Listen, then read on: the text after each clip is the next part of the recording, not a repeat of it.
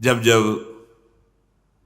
धराधाम में ऐसा अधर्म बढ़ता है जहां भागवत धर्म और प्रेम धर्म लुप्त होने लगता है, दुष्टों का विनाश कोई खास बात नहीं भगवान के लिए। भगवान कहते हैं जब जब धर्म की हानि होती है, यदा ही धर्मस्य, कौन से धर्म की? भागवत धर्म की, प्रेम धर्म की। जब उसका प्रकाश करने वाला कोई नहीं दिखाई देता और लुप्त होता चला जाता है तो स्वयं भगवान पधारते हैं, ऐसी दिव्य लीलाएं करते जिनको गा गा कर भागवत धर्म और प्रेम धर्म में स्थित हुआ जा सकता है। कृष्णाय वासुदेवाय देवकी नंदनाय च और नंद गोप कुमाराय गोविंदाय नमो नमः। दो बात कही गई, वसुदेव देवकी नंदन और यशोदा नंद नंदन। श्री लालजू महाराज निकुंज से आए जो नंद नंदन के रूप में है, और देवकी वसुदेव के यहां भगवान नारायण का प्रादुर्भाव होता है। वासुदेव भगवान जो देवकी नंदन है उनका नाम रखा गया है वासुदेव। सनत कुमार जी, सनक सनंदन सनत कुमार जी जो भगवान से मिल रहे हैं, दर्शन कर रहे हैं, तो वो कह रहे हैं हे भगवान वासुदेव। वासु समस्त ब्रह्मांड जिनके एक रोमकूप में वास करता है, ऐसे अनंत ब्रह्मांड जिनके रोमकूपों में वास करते हैं। वासु सर्वनिवासश्च विश्वान यशु लोमशु तस्य देवः परम ब्रह्म वासुदेव इति रीता। जिनके लोमकूपों में अनंत विश्व ब्रह्मांड स्थित हैं, वो सर्वनिवास, वो महान, वो परम पुरुष, महान देव स्वामी आपको वासुदेव कहते हैं। वही आप महान, वही आप परम पुरुष वासुदेव के रूप में है। चारों वेद पुराण इतिहास जितना भी वर्णन है प्रभु आपका है। कहीं भी किसी भी ब्रह्म ऋषि ने ऐसा नहीं देखा कि आपका तन, आपका ये शरीर सप्तम धातु से बना हुआ है। किसी वेद ने निरूपण नहीं किया, किसी मुनि ने ऐसा अनुभव नहीं किया। यहां हम सब साक्षी हैं, धर्म साक्षी है, सर्व साक्षी है, वेद साक्षी है कि आप सच्चिदानंदमय तनु भगवान वासुदेव हैं। किसका नमस्कार? जो कंस कारागार में चतुर्भुज रूप में प्रकट हो रहे शनकादि, उनका दर्शन करके वर्णन कर रहे हैं। मंगलमय भाद्रपद के कृष्ण पक्ष की अष्टमी है।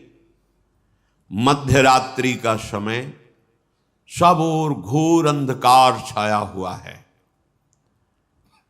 पर सारी प्रकृति एक नवीन आनंद उत्सव में भरी हुई है, क्योंकि प्रकृति के स्वामी परमात्मा का प्रादुर्भाव हो रहा है। उल्लास में भरी हुई संपूर्ण प्रकृति है। प्रकृति के परम आश्रय, प्रकृति को भी सृजन करने वाले परम देव पधार रहे हैं, तो प्रकृति उल्लसित होकर उनका स्वागत कर रही है। दिशाओं में प्रसन्नता छाई हुई है। यद्यपि बहुत ही आसुरी प्रवृत्ति का बोलबाला है, एक से एक बड़े भयंकर असुर प्रकृति के अधिकार संपन्न जन हैं। भौमासुर, बड़े बड़े जरासंध, कितने कितने ऐसे, और कंस के तो बल से प्रभावित होकर अपनी पुत्रियों का ब्याह जरासंध ने किया था। महान बलि जरासंध। सब तरफ दुख, क्लेश, अशांति फैली हुई है, पर प्रभु का अवतार हो रहा है तो इस समय आनंद ही आनंद छाया हुआ है। स्वयं नदियों का जल निर्मल हो गया।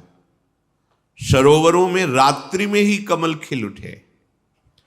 वृक्षों की शाखाएं बिना ऋतु के पुष्प और फल से संपन्न हो गई।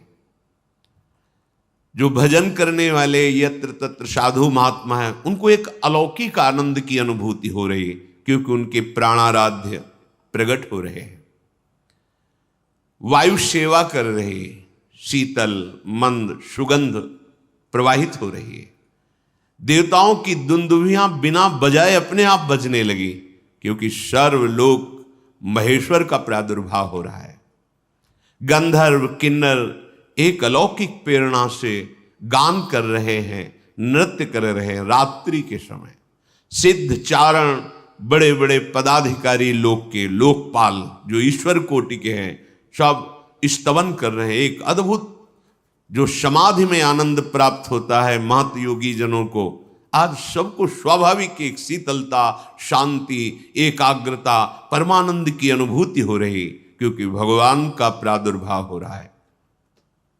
अनंत सूर्य, अनंत चंद्रमाओं जैसा जहां कंस का कड़ा पहरा है, राक्षसी स्वभाव के मायावी द्वारपाल हैं, जो कोई सूक्ष्म रूप धर के भी आ जा नहीं सकता है, ऐसे मायावी हैं कंस के पास, जो उस समय वर्तमान में द्वारपाल लगे हुए हैं, क्योंकि उसको भय ये आखिरी संतान है, यही मेरी मृत्यु का कारण होगी, बहुत सावधान है। जैसे अनंत सूर्य चंद्र एक साथ प्रकाशित हो गए हों, ऐसे मथुरा में कंस कारागार में दिव्य प्रकाश प्रकट हुआ। देखा शंख चक्र गदा पद्म धारण किए हुए चतुर्भुज, विशाल नयन, वक्षास्थल पर दिव्य श्रीवत्स चिन्ह, भृगुलता, भृगु जी के चरण चिन्ह, रत्नहार धारण किए, विविध आभूषण, दिव्य कांति, किरीट मुकुट कुंडलधारी, अंग अंग से सौंदर्य और ऐश्वर्य टपक रहा है। सौंदर्य और ऐश्वर्य अंग अंग से, ऐसा दिव्य अद्भुत रूप देखकर वसुदेव देवकी कितने कष्ट में थे। विचार कीजिए कितने कष्ट। ऐसे दुष्ट स्वभाव के शासक, और उसको भय है कि इनसे संतान जो होगी वो मेरी मृत्यु का कारण, बड़ा कष्टमय जीवन, घोर अंधकार में जेल में हथकड़ी बेड़ी पड़ी हुई। हमें थोड़ा कष्ट होता है हम भगवान को शिकायत करने, ये इतने महान तप संपन्न है कि भगवान की पिता होने का सौभाग्य, पर कैसा कष्ट है, घोर पहरा है। उस अंधकार में ऐसे तेजो में रूप को देखकर अद्भुत आनंद वसुदेव और देवकी जी को हुआ। भगवान प्रकट होकर उन्हें अभय वचन दे, अब आप डरो मत, जहां मैं पधारता हूं वहां क्लेश परंपरा ही खत्म हो जाती है। तुम्हें याद कराने के लिए बता रहा हूं, तुमने पूर्व में हमारे को प्राप्त करने की तपस्या की है। भगवान के इशारे से उनको पूरा बोध हो रहा है। तुम कंस के भय से अधीर हो रहे हो। कंसादह मधीरधी, अब तुम्हें किसी से भयभीत होने की जरूरत नहीं। जो मुझे स्वीकार कर लेता है, जिसे मैं स्वीकार कर लेता हूं, काल का भी उसके ऊपर भय नहीं रहता। अब तुम प्रसन्न हो जाओ। देखते देखते भगवान चतुर्भुज रूप से अंतर्धान होकर बाल रूप हो गए, रुदन करने लगे। भगवान का वो बाल रूप द्विभुज, चतुर्भुज ऐश्वर्य रूप, द्विभुज बाल रूप देवकी की गोद में। अब तो देखकर बहुत ही अधीर हो गए, क्योंकि वात्सल्य उमड़ा तो ऐश्वर्य का विस्मरण हो गया। ऐश्वर्य रूप इसीलिए दिखाया कि तुम भय मत करो, मैं सर्वलोक महेश्वर भगवान हूं। पर जीव ही बाल रूप में इंद्र नीलमणि कांति स्वरूप, अब तो अधीर हो गए और रुदन करते हैं कि प्रभु, जहां ये सूर्य उदय हुआ, द्वारपालों ने बताया जाके तहां वो दुष्ट आएगा और आपको मार देगा।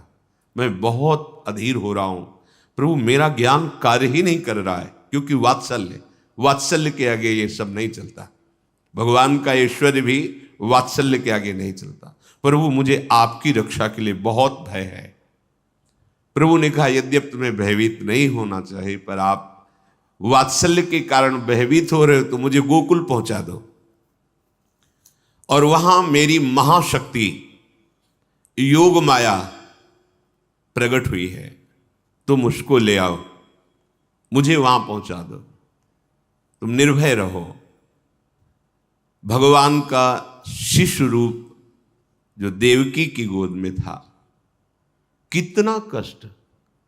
अखिल लोक आनंद सिंधु गोद में है, वो कह रहे मुझे अभी पहुंचा दो। वसुदेव जी की गोद में प्रभु को विराजमान करती है, हृदय में कितनी पीड़ा होगी। नवजात शिशु अभी आंखों से ओझल, जिसके दर्शन मात्र से परमा आह्लाद परम सुख, वो अभी जा रहा है। विचार करो, ये भगवदानंद कायर पुरुषों को प्राप्त नहीं होता, ये शूरवीरों को प्राप्त होता है, जो हर स्थिति में प्रभु की सुख का चिंतन करते हैं। अपने सुख दुख की तो परवाह ही नहीं जिसे, तभी साधु संग से भजन करते करते ऐसी स्थिति होती है। भगवान वसुदेव जी की अब गोद में है। वसुदेव जी भगवान की महिमा का स्मरण करते हैं, हृदय से लगाते हैं, तुम्हें कैसे दूर करूं, तुम्हें कैसे छोड़ के आऊं। इतना तो कष्ट भोगते रहे, अन्य पुत्रों का वध कर दिया गया, अब आनंद सिंधु आप मेरे हृदय से लगे, और वो भी अब हम ही आपको जाके छोड़ करके वापस आपको आए, पर आपके सुख के लिए हमें जाना पड़ेगा। पर जाऊं तो कैसे जाऊं? पैरों में बेड़ियां हैं, हाथों में हथकड़ी है, लोहे के बहुत मजबूत दरवाजे और शस्त्र धारण की हुई आसुरी स्वभाव वाले मायावी राक्षस वो द्वारपाल बने खड़े हैं, अत्यंत विषादग्रस्त हो रहे हैं। ऐसा सोचते ही देखा कि हथकड़ी और बेड़ियां टूटकर गिर गई, प्रसन्नता हुई। कदम आगे बढ़ाए तो देखा अपने आप दरवाजे खुल गए, बड़े विशाल लोह कपाट अपने आप खुल गए। जिसके छाती में अखिल लोकों के स्वामी प्रभु बाल रूप से विराजमान है, अब उसको कौन सा बंधन बांध सकता है? जो भगवान को अपने हृदय में चिंतन के द्वारा सदैव बसाए रखता है, उसको मोक्ष के लिए कोई प्रयास नहीं करना पड़ता, सारे बंधन अपने आप कट जाते हैं। इसलिए कई बार सत्संग में निवेदन किया है कि हमारी साधना का फल है अखंड स्मृति।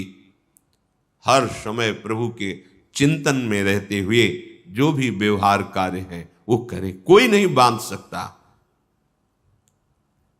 जब तक प्रभु का स्मरण हृदय में नहीं है, तब हजारों लाखों साधनाएं कर लो, प्रयास कर लो, ये माया का बंधन खुलने वाला नहीं। माया की शाकलों से हाथ पैर गले सब बंधे हुए हैं। काम वासना क्रोध लोभ मोह मद मत्सर, ये ऐसे मायावी द्वारपाल हैं कि आपको निकलने ही नहीं देंगे। अज्ञान का कारागार अंधकार युक्त, कैसे निकला जाए? श्री कृष्ण को हृदय में रखकर। पक्की बात, कृष्ण नाम और कृष्ण रूप में कोई अंतर नहीं। जो कृष्ण है वही कृष्ण नाम है। अगर जिह्वा से राधा राधा कृष्ण कृष्ण चल रहा है तो मानो प्रिया प्रीतम विराजमान है आपकी जिह्वा में। अतएव जीव इस भयंकर अविद्या माया रूपी कैद खाने से, विविध प्रकार की वासना की जंजीरों से, काम क्रोधादि मायावी द्वारपालों से बचकर अगर निकल सकता है तो एकमात्र प्रभु को हृदय में रखने पर, अर्थात स्मरण करने पर। अगर प्रभु का स्मरण है तो आप मुक्त हो जाएंगे। मुक्ति के लिए कोई अलग से वेदांत पढ़ने की जरूरत नहीं, अपने आप ज्ञान प्रकाशित हो जाएगा। प्रतिपल भगवद स्मरण, चित्तवृत्ति को रोककर बार बार नाम में लगाना, रूप में लगाना, लीला में लगाना, धाम चिंतन में लगाना। कोई मोक्ष के लिए प्रयास करने की जरूरत नहीं। अपने आप आपको अनुभव होगा कि जो परमार्थ का परम लाभ वो प्रकाशित हो रहा है। दरवाजा खुला, वसुदेव जी लालजू को लेकर बाहर निकले तो डर रहे थे कहीं पहरेदार देख ले तो प्रहार कर देंगे, पर वहां देखा सब बेशुद्ध मूर्छावस्था को प्राप्त है।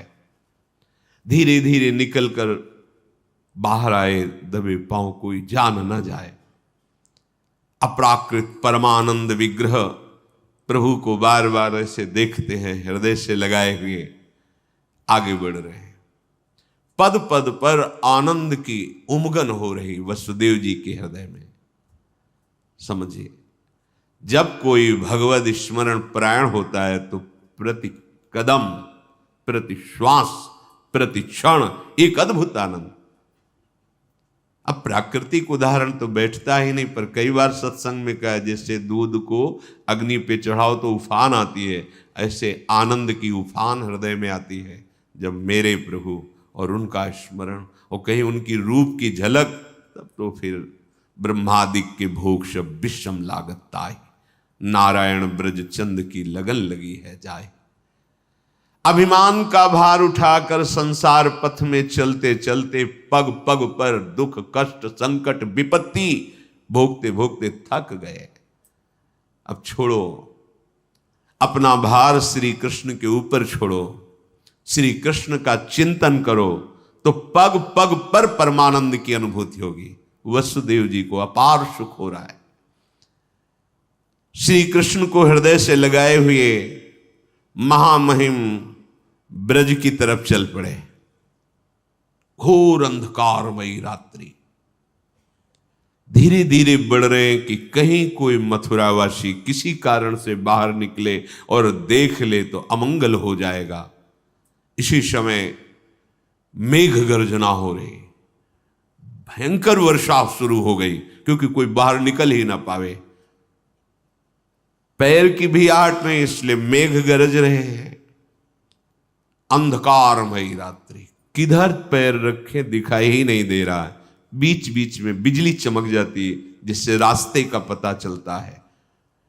जब वर्षा प्रारंभ हुई, वसुदेव जी ने अब कहां तक ऐसे छुपाएं, लगा कि नवजात लाला है, वर्षा में कुछ दुख पहुंच सकता है, ऐसा विचार कर रहे हैं। अचानक देख रहे हैं कि आसपास तो बूंदें गिर रही, पर ऊपर बूंदें नहीं गिर रही। सोचा इस लाला का ही चमत्कार होगा, पर बात यह हुई कि 1000 फण फैलाकर भगवान शेष जी पीछे से फणों की छाया किए हुए, वसुदेव के अंग में ही एक बूंद नहीं पड़ रही, फिर लाला की तो बात जाने दो। ये अनंत देव भगवान शंकरषण है, जो भगवान का ही दूसरा स्वरूप है, पर अनादि सिद्ध ये दासत्व भाव से है। प्राण प्यारे प्रभु की सेवा सदैव इनका जीवन है। क्षीर समुद्र में गौर वर्ण धारण किए हुए जब जब अवतार लेते तब भी गौर वर्ण होता है, चाहे लखन लाल के रूप में या बलराम के रूप में। भगवान की शैया बने रहते हैं, भगवान इन्हीं पर शयन करते हैं। सय्यासन परिधान पादुका छत्र चामरैहि किम नाभूस्तस्य कृष्णस्य मूर्ति भेदैस्तु मूर्तिषु। ये भगवान अनंत हमारे प्रभु की पादुका बनते हैं, यही सैया बनते हैं, यही आसन बनते हैं, यही प्रभु के वस्त्र बनते हैं, यही छत्र चंवर विविध रूप धारण करके हमारे प्रभु श्री कृष्ण की सेवा करते हैं। भगवान शेष संकर्षण अनंत महिमा युक्त। वसुदेव जी को पता नहीं चल रहा कि हमारे पीछे भगवान अनंत सहस्त्र फण ऐसे फैलाए हुए चल रहे हैं। उनको लगा लाला का कोई चमत्कार है, बाहर तो बूंदे पड़ रही पर हमारे ऊपर ले, अब लाला को मस्तक पर धारण कर लिया। आगे बढ़े तो भारी समस्या यमुना जी, क्योंकि भादव का महीना है, बाढ़ पे यमुना जी चल रही है। एक क्षण रुके, अब क्या करूं, क्योंकि अथाह यमुना जी, और यमुना जी पहले से अधिक उल्लसित होकर बड़ी ऊंची ऊंची तरंगे, कोलाहल मच गया। यमुना जी प्रीतम पधार रहे हैं, यमुना जी उल्लसित हो रहे। वसुदेव जी देख रहे सैकड़ों भंवरे, सैकड़ों तरंगे ऐसी उछल रही जो भय प्रदान कर रही। ऐसे छोटे लाला को लेकर कैसे पार हो पाऊंगा? अगर रुकता हूं तो लौटने में प्रातःकाल सूर्य उदय हो जाएगा, कैसे क्या करूं? लाला को सुरक्षित पहुंचा, चलो हम अपने प्राण दे देंगे, जब तक लाला को हम बचा पाएंगे, उठाते चले जाएंगे, ऐसा भाव समझो। जब आप प्रभु प्राप्ति के लिए चलोगे तो ऐसा नहीं कि सहज मार्ग है आप निकल जाओगे, भयंकर बाधाएं खड़ी होती हैं। पर आपने यदि प्राण समर्पित कर दिया है तो कोई भी बाधा आपको परास्त नहीं कर सकती। जो इस भाव में रहता है कि मेरे प्रीतम सुखी हो और मुझे नरक मिल जाए, कोई परवाह नहीं। अगर प्रीतम को आनंद मिलता है कि मैं तड़पूं, कष्ट युक्त रहूं, तो वो कष्ट मेरे लिए हजारों सुख से बढ़कर है। वसुदेव जी ने निश्चय किया, अब ये जीवन प्रभु के लिए, क्या डरना। और यमुना जी में कदम रखा। यमुना जी और उल्लसित हो रही। प्रभु ने सोचा कि जब तक चरण स्पर्श नहीं होंगे इनका उल्लास बढ़ता जाएगा चरण स्पर्श के लिए। और जैसे जैसे वो जल में प्रवेश करते तैसे तैसे और ऊपर उठाते जा रहे हैं। प्रभु ने अपने चरण अभी प्रकट हुए बड़े कर दिए। यमुना जी जो ही चरण स्पर्श की नम्र हो गई, जल अपने आप घटने लगा। बस घुटनों घुटनों पूरी यमुना जी हो। वसुदेव जी को लगा कि ये कुछ चमत्कार लाला का ही है, क्योंकि अभी तो ऐसा तूफान में स्वरूप यमुना जी का मैं भयभीत हो रहा था। वसुदेव जी प्रभु को लेकर के आगे बढ़े। इतनी प्रेम विवशता है कि मार्ग ही नहीं दिखाई दे रहा। तो ये बिजली चमक चमक करके उसी मार्ग में चमक रही जहां जाना है।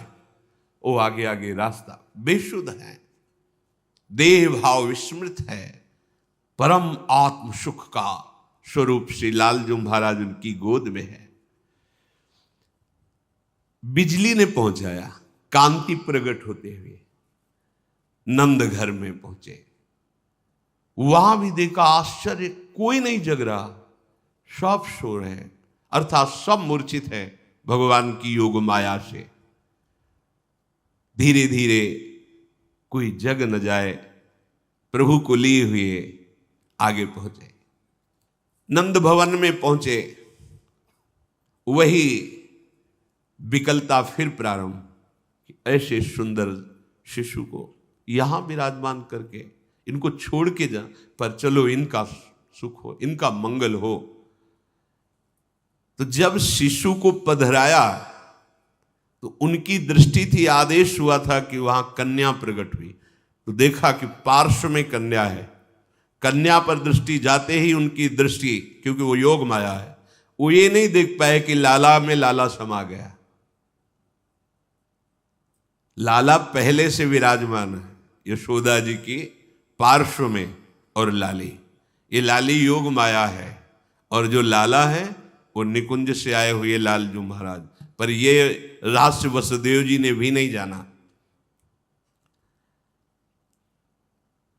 कन्या को उठाया, फिर हृदय में दाह, क्योंकि प्रभु को छोड़कर जा रहे, हृदय में वियोग है, अब कब दर्शन होंगे आपके। ये बात किसी को पता नहीं है। धीरे धीरे कदम बढ़ाते हुए आए। जैसे आए वैसे ही मार्ग व्यवस्था होती गई। जे ही अंदर गए कपाट बंद, हथकड़ी बेड़ी लग गई, कन्या गोद में, पहरेदार जग गए। यहां भी किसी को होश नहीं नंदालय में। पर ये जो चतुर्भुज भगवान ऐश्वर्य में बाल रूप से आए, वो नंद बाबा के लाला में विलीन हुए। हरिवंश महाप्रभु कहते हैं, आनंद आज नंद के द्वार। कौन है नंद के यहां जिसका आनंद मनाया जा रहा है? बोले दास अनन्य भजन रस कारण प्रगटे लाल। और वहां ऐश्वर्य में भगवान, और यहां बिहारी जो वृंदावन में